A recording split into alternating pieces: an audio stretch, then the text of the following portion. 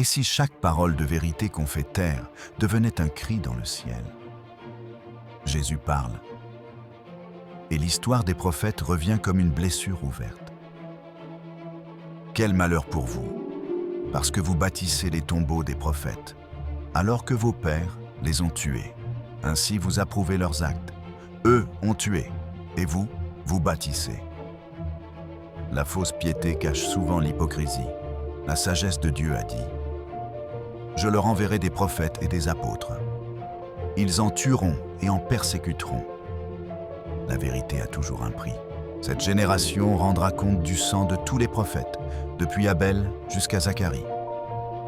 Le sang innocent crie encore, et Dieu entend. Malheur à vous, docteurs de la loi, car vous avez enlevé la clé de la connaissance.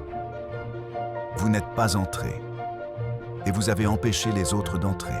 Ils cherchent à piéger Jésus, mais c'est leur propre cœur qui se ferme. La vérité ne se cache pas dans les temples, elle marche au milieu des hommes.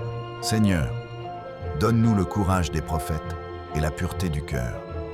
Écris « Je crois » si tu veux marcher dans la vérité, et abonne-toi pour écouter chaque jour ta parole vivante. Ce passage nous rappelle que, depuis toujours, le monde étouffe la voix des prophètes. On préfère honorer les martyrs d'hier que d'écouter les voix qui dérangent aujourd'hui. Mais Dieu cherche encore des cœurs courageux, des hommes et des femmes qui préfèrent la vérité à la réputation, la lumière à la peur. Être disciple, c'est risquer d'être incompris. Mais c'est marcher avec celui qui a versé son sang pour la vérité.